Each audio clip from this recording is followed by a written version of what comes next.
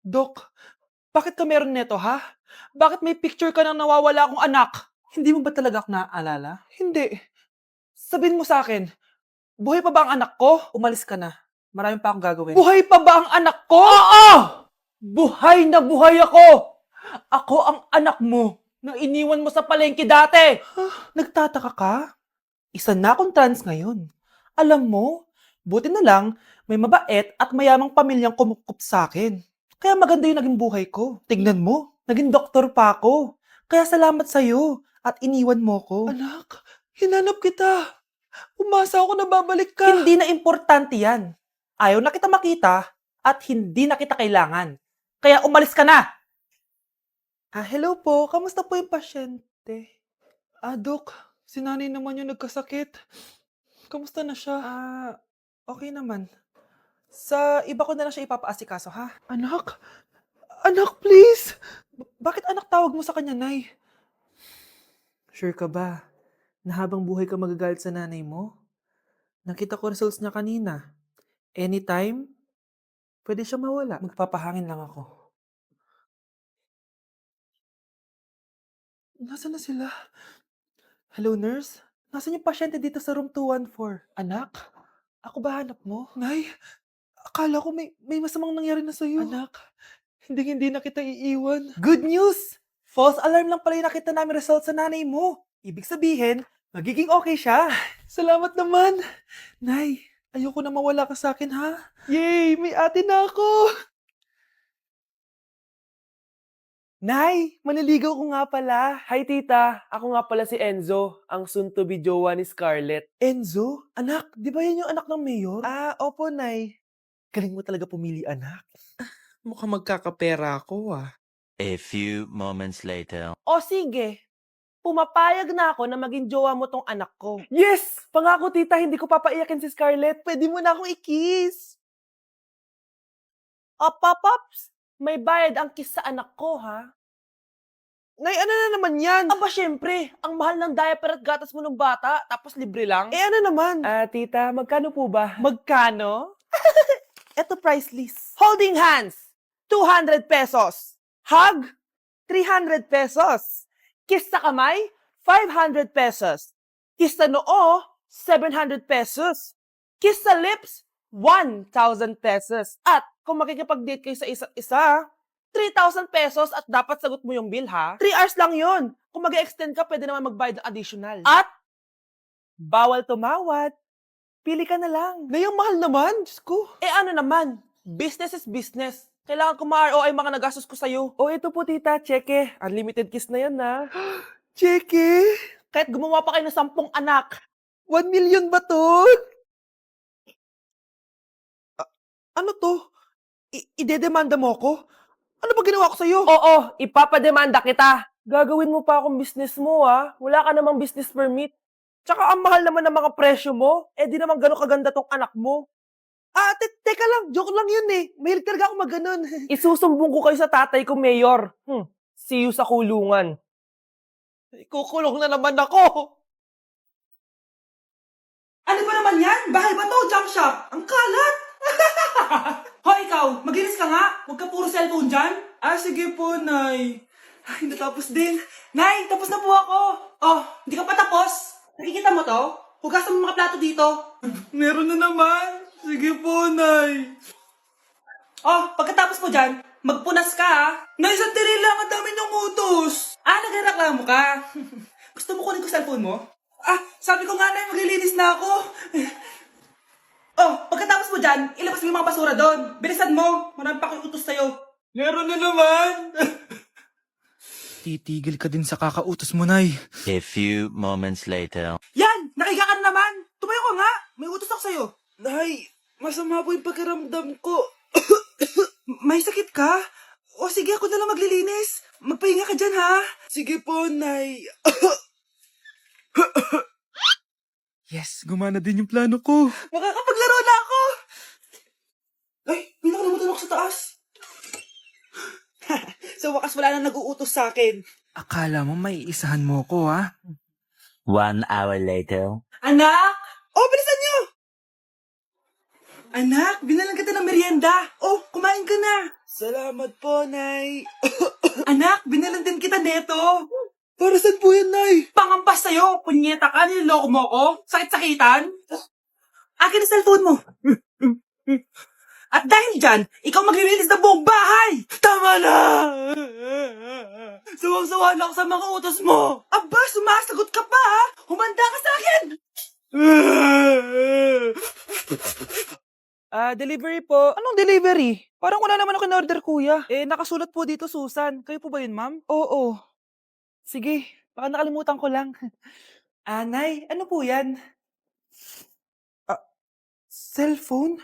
Di ba mahal to? Opo, Nay. Paano ka nakabili niyan? Siguro nanalo ng raffle si nanay. Nay? Oo, anak. Bakit? Nabalitaan niyo na ba, Nay? Uso yung mga scammer ngayon. Totoo ba? Grabe na talaga ngayon, anak. Sabi sa nakita ko, Nay, nang scam daw siya ng mamahaling cellphone gamit ang credit card ng ibang tao. At ito pa yung malala, Nay. Nang scam daw din siya ng pera. Delivery po. May delivery ata, anak. Delivery po. Ikaw na naman, kuya. Susan po ulit, ma'am. Wala naman nga ako in-order. Wala akong magagawa dyan, ma'am. Sa'yo nakapangalan eh. Sige na po, una na ako. Ano na naman laman neto?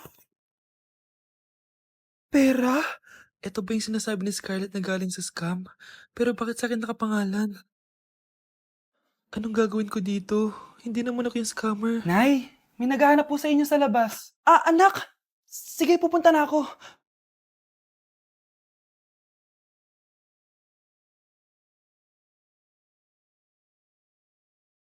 Hello po. Ano pong kailangan nila? Kayo po ba si Susan, ma'am? May natanggap po kasi akong report na kayo daw po nangi-scam. Scammer? Hindi ako scammer, Ma'am, sa'yo nakapangalan ng mga parcel. Kaya sumama ka na sa amin. Hindi nga ako scammer!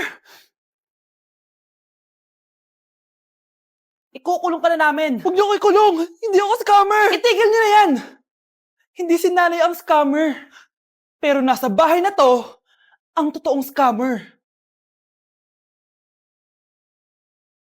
Anak, magpagaling ka lang Nay, ayoko na dito sa ospital. Ang daming may sakit. Kailangan mo nang gumaling, Scarlett, para makapag-date na tayo ulit. Oo, babe, magpapagaling ako. Hello. Kamusta na po siya? Dok, okay naman po siya. Pwede na po ba kami lumabas ng hospital? May bad news ako sa inyo. Nay, bad news daw. Hindi naging maganda yung mga resulta ni Scarlett. 3 araw na lang siyang mabubuhay. Hindi pwede!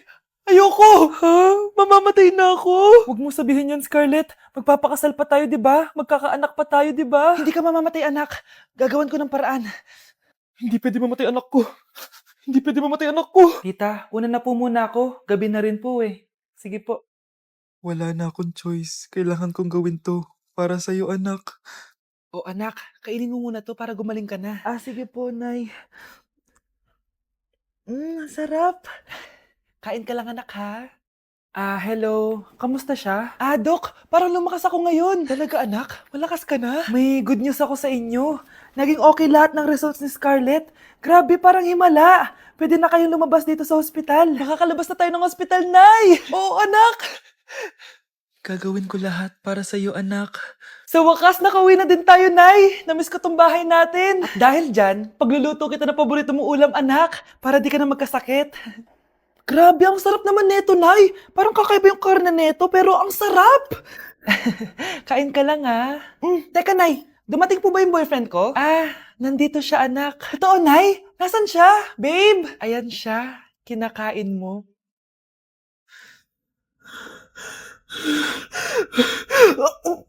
Hello po, ma'am. Ang ganda naman po ng bahay niyo. Sino yan, Nay? Hello po. Anak, ito nga pala si Bebang, bagong katulong natin dito. Siguraduhin mo lang na magaling ka ha. Dahil ayoko sa lahat, yung tatanga-tanga. Opo, ma'am. Aayusin ko po yung trabaho ko. Sige na, mag-umpisa ka na maglinis. Sige po. Di ko talaga gusto yung bago namin katulong dito. Nakakainis yung mukha niya. Ano yun? Ano ba yan? Unang araw pa lang dito, may nabasag ka na agad? Sorry po, ma'am. Tatanga-tanga kasi maglinis? Di mo ba alam na 1,000 pesos ang isa niyan? Linisin mo na yan! At wala ka sweldo na 3 araw dahil wala ka naman pambayad niyan. Ganito nyo pala tinrato ang nanay ko? Humanda kayo. Bebang! Gawin mo nga ako ng kape. Ma'am, eto na po yung kape nyo. Ano ba yan? Bakit malamig na to? Gusto mo tapo ko to sa mukha mo, Sorry po, ma'am. Gawan mo ako ulit ng bago. Baka na pang magawa ko sa'yo. Sige po, gagawa na lang po ako ulit ng bago. Pakatanga. Ma'am, eto na po yung mainit niyo pong kape. Sa susunod, huwag kang tatanga-tanga kung ayaw mo mawala ng trabaho. Bebang! Kuhaan mo nga ako ng tubig dito. Eto po ma'am, yung tubig niyo. Di ka na nga. Yung makita pagmumukha mo. Sakit ng tiyan ko.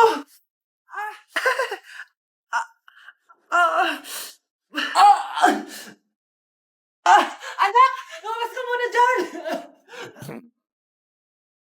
Gusto mo nang mainit ha? Tignan ko na lang kung hindi kumulo yung tiyan niya dito. Ma'am, eto na po yung mainit niyo pong kape. Eto po ma'am, yung tubig niyo. Hindi ko kayo mapapatawad sa ginawa niyo sa nanay ko. Nag-uumpisa pa lang ako sa paghihiganti ko sa inyo. Nay! Impostor? Bakit nandito ka, ha? Walang iya ka? Bakit mo ako ginagaya, ha? Baka nakakalimutan mo. Nanay mo ang sumira ng mukha ko. Ha? Wow! Hoy, Sofia! Tandaan mo! Katulong ka dito, di ba? Huwag kang paupa-upo lang dyan. Ma'am, kakatapos ko lang po maglinis. Nagpapahinga lang po ako. Talaga sumasagot ka pa sa amo mo, ha? Nay! Ang dumi pa dito, oh! Hindi niya ginagawa ng maayos yung trabaho niya. Walang iya ka? Madumi pa pala dito? At nakuha mo pang magpahinga dyan? Paano nangyari yun? Ma'am, nilinis ko na po yan. Maniwala po kayo. O, eto. Yung mukha ko! Ang sakit! Ayan, pati mukha mo, dudumi na. Umalis ka na dito! Tatanggalin na natin ha. Buti na lang talaga, mabilis kang gumaling. O ayan, kuhang-kuha yung mukha ng pinapagaya mo. Dok, kamukha ko nga siya. Pinag-ipunan ko talaga to. Nagtataka lang ako. Yung ibang tao, mga artista yung pinapagaya ang mukha. Yung sa'yo parang normal na tao lang yung pinagaya mo. Dok, may kailangan lang akong gawin. Kung ano man yan, mag-ingat ka ha. Ano? Ikaw si Sofia? Napakawalang ya mo din no? Niloko mo pa kami! Mas walang ya kayo, mga hayop! Nay, Baka gusto niyo ulit mabuhusan ng asido sa mukha? asido, gusto mo ng round 2? O eto, round 2. Sige, ibuhos mo. Naka-live ako, oh. Ipakita nyo kung sino talaga kayo. Ano? Alisin mo yan. Ano? Takot na kayo, no? Tignan ko na lang kung hindi kayo masisira sa mga tao. Hindi kami pwede masira.